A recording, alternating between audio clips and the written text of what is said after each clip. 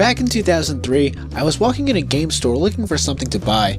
I didn't have anything in mind really, I was just browsing when a certain title caught my eye. It was Fire Emblem.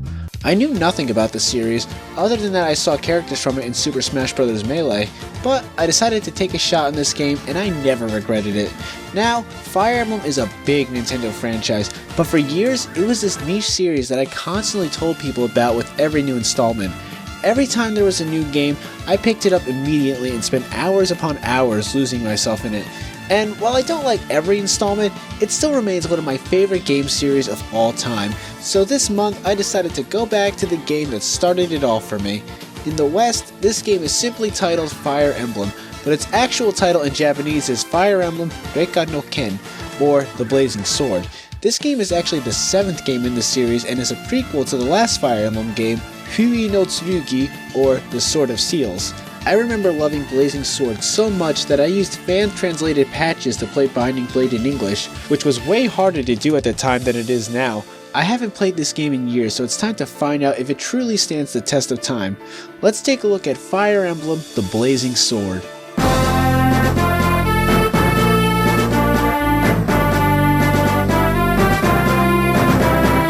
Fire Emblem takes place on the continent of Alib. Long ago, humans coexisted in harmony with dragons, but everything changed when the humans attacked.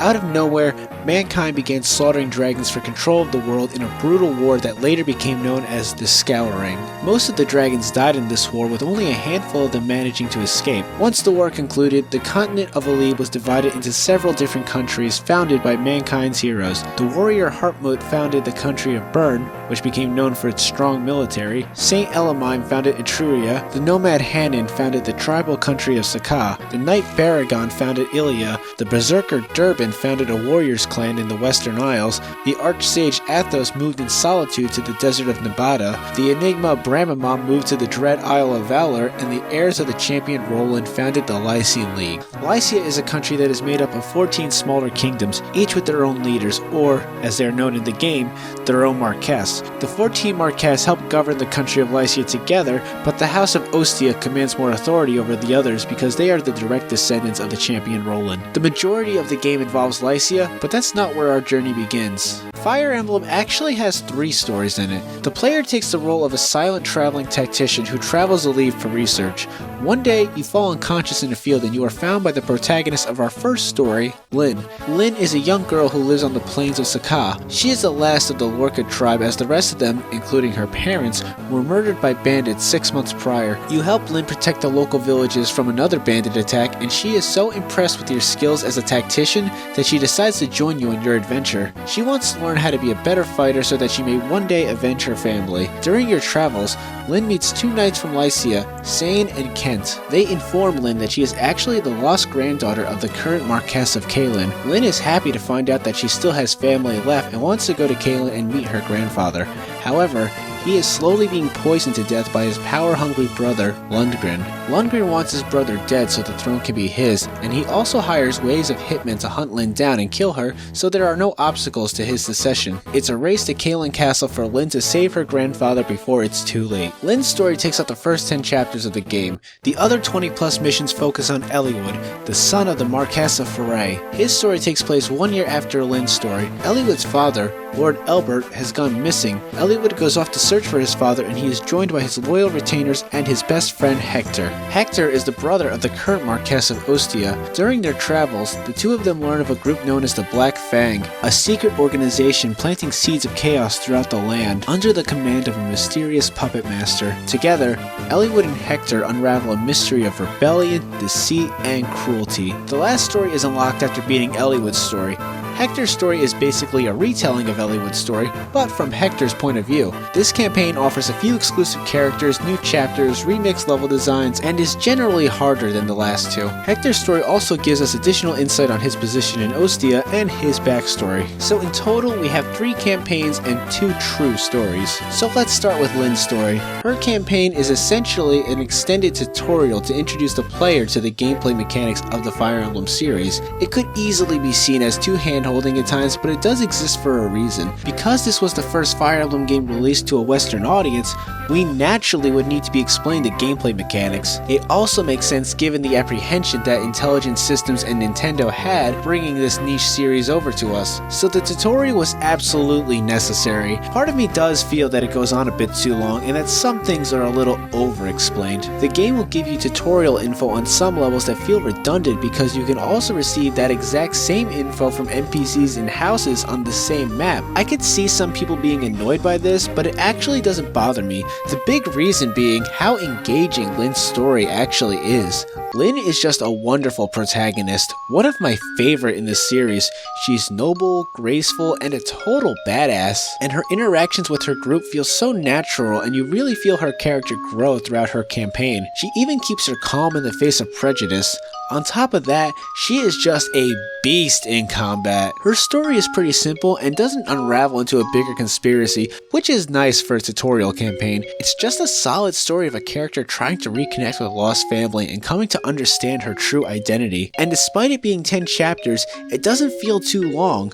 Nor does it feel too short. It knows exactly how long it needs to stick around for and exactly when it needs to end. And her story is by no means pointless, as characters from Eliwood's story, including Eliwood himself, make appearances here, and it sets up Lynn's reintroduction in his campaign beautifully. Some may see this campaign as reductive, but with how good the story and characters are, it's easy for me to enjoy it. And once you beat the game, you can play Lynn's story on hard mode, tutorial free. Eliwood's story is far more elaborate and definitely keeps in tradition with the Fire Emblem cliches we've come to expect. Let's see. Our sword-wielding protagonist, who is of royal descent and/or has blue hair, gets involved in a war that threatens the entire world. He gets a legendary weapon, and at the end of it all, fights a dragon. But since this was the first Fire Emblem game we got over here, we weren't aware of these series tropes. Eliwood is also a very likable protagonist. Sure, he's kind of your generic good guy, but at the same time, I can't really help but find myself getting invested in him and his journey. His interactions with Hector are a highlight for me because their banter is great and I get a sense of real friendship between them even with these static images. Speaking of which, Hector is a great character both in and out of combat. He's stern, brash, but incredibly honorable. He's also very memorable because he is the only Axe Lord in the entire series. And playing the main campaign again from Hector's point of view could be seen as a shallow reusing of assets, but I strongly disagree. Hector is a very different character from Eliwood, and the remixed level designs make these same maps feel fresh. These campaigns also tell a compelling story that doesn't paint the bad guys as just pure evil. In fact, the game acknowledges that there are some good people on the other side of the battlefield. The story isn't afraid to get dark either. There are several major deaths along the journey, many of which stick with you.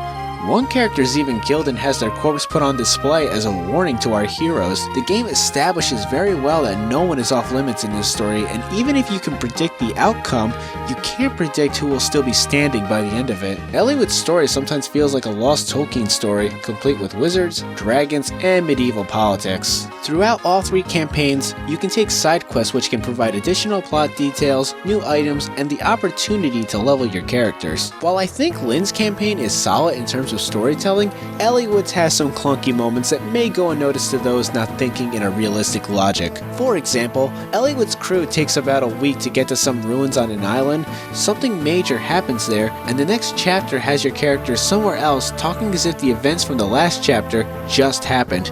Now, to the player, it did just happen. It was only 1 chapter ago. But to the characters in the story, the events that happened were a week ago, so the conversation seems out of place. There are a couple of points where that happens. Again, a player may not notice this, and it's really not detrimental to the story. It's just a minor flaw in the storytelling. Similarly, there's an instance where a relatively major person is injured but not killed, yet we never see that character again.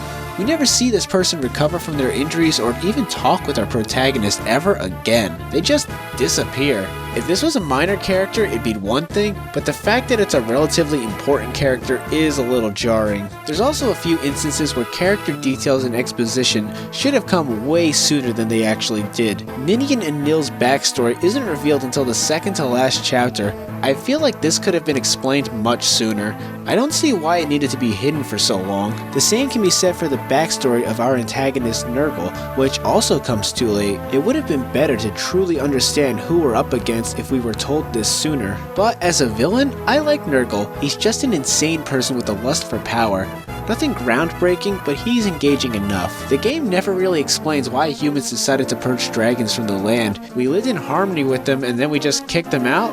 Wow, we're kind of assholes. Like I said before, the player is essentially an in-game tactician that is addressed by the characters in the story, kind of breaking the fourth wall. I think this is fine for Lynn's story because of the tutorials, but I don't see how this was necessary for Eliwood's story. If you took the player character out of it, nothing in the story would change. It's by no means detrimental, but it wasn't needed either. I guess the last issue I can talk about is a few translation mistakes. They aren't very often and you can still understand what the characters are saying, but I did notice it. I will say that one thing this game did really well is actually give excellent build up to the story of Binding Blade. We see some of the characters from Binding Blade here, including the game's villain, and this game does an excellent job of setting up the tragedy of how that character becomes the person that he does. Yet, Blazing Sword still stands on its own. It never feels like this game stops telling its own story to tell Binding Blade's story. Whatever hints to Binding Blade that are in this game are totally natural and don't conflict with this game's narrative.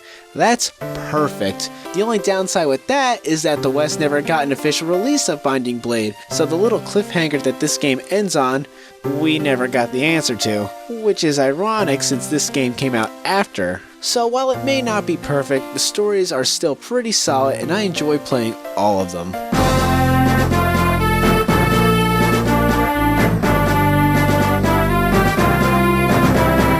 Of course, the story is only half of what makes up Fire Emblem. Obviously, what we want to focus on is the gameplay, and because this is the first game in the series that was released internationally, I unfortunately have to explain how the gameplay of Fire Emblem works.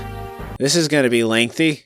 Fire Emblem is a strategy RPG. Each chapter starts with plot info being conveyed through static images that provide context for the impending battle you will find yourself in. The battles in this game dump your party of characters on a grid-based map. Both sides take turns moving units across the map, attacking each other. The player's goal depends on the map. Some maps require you to seize the throne that the enemy boss is sitting on, some maps require you to kill every enemy on it, and others want you to survive a certain number of turns. If Eliwood, Lyn, or Hector dies in combat, it's game over. Makes sense. Now to talk about the combat. Combat is actually passive. You move your unit within attack range of an enemy and a combat window comes up. The combat window compares your chances with the enemies. It matches your health, your chances of hitting, the damage you will do, how many times you will attack, and your chances for a critical attack. These statistics are determined by many factors: the terrain, the weapons you wield, supports, and of course, the stats of the units involved in the combat. The player actually doesn't do anything during combat, they just let the statistics play out. So with all this in consideration, it's clear that Fire Emblem boils down to one major thing: math.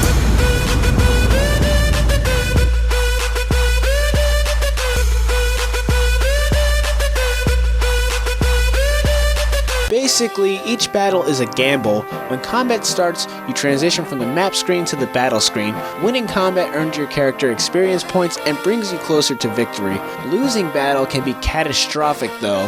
One of the defining features of the Fire Emblem franchise is permadeath. If your character loses in battle, you can never use that character again for the rest of the game. So battle has a huge consequence and you really have to consider your options before committing to an action. Even if the odds seem to be in your favor, the RNG could deem you unworthy and have you take an unlucky hit. Unless you're Lyn, in which case, no one hits you ever. You can't touch this. Touch this. Later Fire Emblem games introduced a casual mode where your units would be revived at the next chapter. Permadeath is what scares a lot of people from the Fire Emblem series, which is understandable if you're a total pussy who doesn't like a challenge. I personally love permadeath because it makes every battle feel important. The permadeath is only as bad as you let it be. You don't have to start the level over just because one of your units died. You can carry on if you'd like. It's all up to you. It incentivizes the player to think carefully and weigh out their options. Isn't that the point of a strategy RPG? To strategize? I think permadeath is great for keeping the stakes high and preventing each encounter from feeling mindless and repetitive. Another defining feature of the Fire Emblem series is the weapon triangle. It's a simple rock, paper, scissors mechanic that affects how your characters will do against other units. Swords beat axes, axes beat lances, and lances beat swords. This is a nice little touch that adds another layer of strategizing. It informs which unit you want to attack an enemy with for optimal results. This isn't the only weapons triangle either. There's another one for magic users. Elemental beats light, light beats dark, and dark beats elemental. There are also some units that are susceptible to certain types of weapons. Flyers take extra damage from arrows, and generals take extra damage from armor-piercing weapons and magic. Your army of characters grows steadily as the story progresses. Some units you receive naturally from the plot, but there are many characters you have to recruit in the middle of battle, some of which require you to have a specific character in your army talk to them. If that weren't enough, there are also many recruitable units that start off as enemies, so you also have to make sure that you don't accidentally kill that unit before you have the chance to recruit them. You can also find some units in villages that are scattered across certain maps. It can be very easy to not know how to recruit a unit or just miss one outright, so you need to pay attention to certain dialogue scenes that drop hints of who you need to bring into combat if you want to recruit somebody. This could be frustrating at times, but a lot of it is mitigated by the augury in the combat preparation screen, which gives you hints of who to bring if you couldn't figure it out on your own. I should talk about the character classes. There's a lot of them. They all fall into basic fantasy units. Thieves and Myrmidons are very fast with high critical hit percentages, but not too strong and rely on evasion more so than physical defense. Fighters are powerful, but inaccurate. Knights are strong and defensive, but are slow and weak to magic. Mounted units can cover more ground, but can also be countered with special weapons. The list goes on, but every unit has a trade-off. I love all the variety you get in your character classes. My personal favorites are Myrmidons, Archers, Pegasus Knights, Cavaliers, and Lyn. Have I mentioned how much I love Lyn yet? Love you, baby. Though, one of the downsides is that the healers in this game are relatively worthless. Not that a healer isn't nice, but they gain so little experience when they heal someone that you're better off just giving a staff to a sage because they can attack as well. All the units in your army are simple characters, but you can explore more of their personality via the support conversations that they can have with other units. These occur when two compatible units fight next to each other often enough to build a bond. Not only do you get a character-filled conversation between them, but your units will gain small stat buffs when they are in close proximity to each other. But you're restricted to only being allowed to unlock 4 conversations for each character, which I really don't like. It's a totally pointless handicap that prevents you from having additional character building. It's made worse when some character endings can change depending on the support level they have with other units. It's a totally pointless inconvenience. There are a total of 44 playable characters in the game, so already there's a lot of replay value because you're clearly not going to be able to use every character in one go. You'll quickly find yourself picking favorites, and it is so satisfying to see your units get stronger and stronger the more they engage in combat. Can we also take a moment to appreciate how beautiful the sprite work in this game is? The character portraits are so wonderfully stylized, and the battle sprites have such fluid motion. No part of me doesn't get hyped when I see those badass critical hit animations play out. On top of that, there is wonderful artwork of certain plot points of the game that you unlock as the story progresses, and they look fantastic. It's like a beautiful painting inside your Game Boy cartridge. I really wish there was HD versions of these pictures. These images are used to break up the monotony of just seeing character portraits talking to each other with no movement, and it's relatively effective. Getting back to your army, your character can change classes once they reach level 10. However, it's more optimal to wait until your character's at level 20 to change classes so you don't miss out on stat boosts from leveling up. Changing classes requires a specific item for each class. Magic users need a guiding ring, thieves need a fell contract, knights need a knight's crest, you get the idea. Lynn, Hector, and Eliwood's promotions come from the story, which is fine, but I think Eliwood's comes way too late. Changing classes is like watching your Pokemon evolve. Your battle sprite changes and your stats get a massive buff, sometimes granting you the ability to use different weapons. I'm on the fence about needing an item to change classes. At times, it feels like a roadblock preventing you from overleveling certain characters, but it's kind of a pointless roadblock because by the time you get these items, your character would have just reached the point in which it's ideal to change classes anyway. So it's kind of pointless, but it doesn't really harm the game either. Another popular feature in the Fire Emblem series is the weapon durability system. Your weapons have a limited number of uses represented by the numbers next to them. Once the weapon breaks, it's gone, so you have to make sure each character's inventory is filled with a variety of backups or situational weapons. You can buy weapons from shops on certain maps. You acquire money from advancing the plot, selling your items, or even from visiting villages. I don't have a problem with the weapon durability system, it makes total sense to me.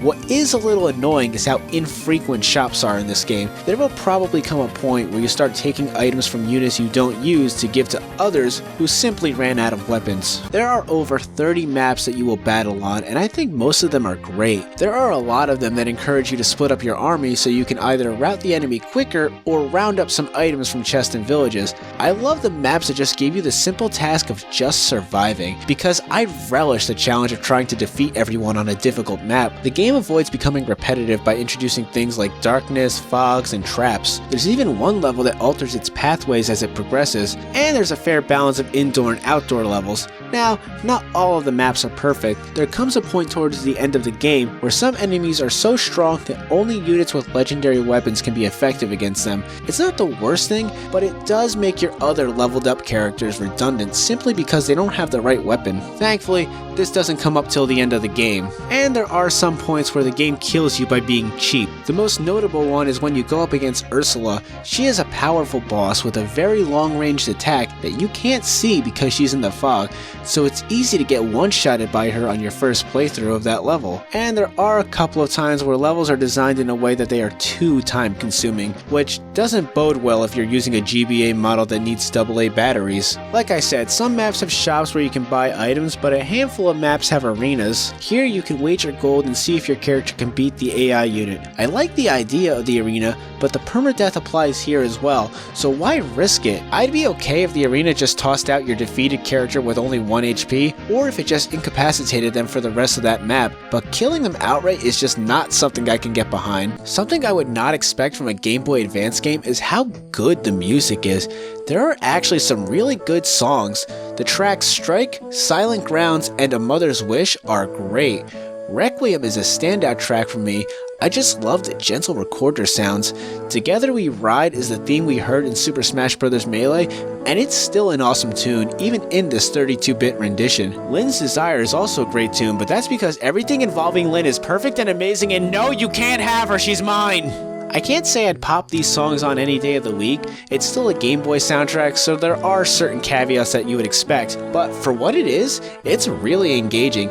Definitely not my favorite of the series, but when compared to other GBA games, it certainly rises above the rest. I guess the only thing to talk about now are my top 5 favorite units, and just for the sake of variety, I'm not including the Lords. So my top 5 favorite units are... Sane. Pure power, despite his weak resistance, and he is an entertaining character. Nino. Some of the fastest growths in the game, and she really shines if you take the effort to level her. Florina. Great mobility, and she's super quick, guaranteed to double strike and avoid most enemies when she promotes. Rebecca. I really did not think that I would put her this high up on the list, but don't let those cute pigtails fool you. This bitch turned into a brick powerhouse by the end. And my favorite unit in the game is, oh fuck it, I'm breaking my own rule. It's Lynn. Fight me. Fire Emblem The Blazing Sword is just a fantastic game. It's full of likable characters, engaging stories, great mechanics, and impressive music, not to mention a real challenge that only feels cheap a few times. And despite some hiccups in the storytelling, I'd be lying if I said I wasn't able to ignore those flaws and look back on this game fondly. The final score for Fire Emblem The Blazing Sword is a 9 out of 10. This is a must-own for strategy RPG fans. Even if you're not a fan of that genre, give this game a chance. It may win you over. It's a solid title that shines brightly in the already stellar GBA library. Blazing Sword is seriously one of the best starting points to a franchise we could have ever asked for, and I will always love this game for introducing me to this series, and I still look forward to every Fire Emblem release. Just keep the waifu shit out of it. Unless it's, you know. Mwah. Hey guys, I hope you enjoyed the video. Be sure to leave a question on the 500 subscribers Ask Me Anything special, and I'll make a follow-up video answering them. Thanks for watching, and thanks for subscribing.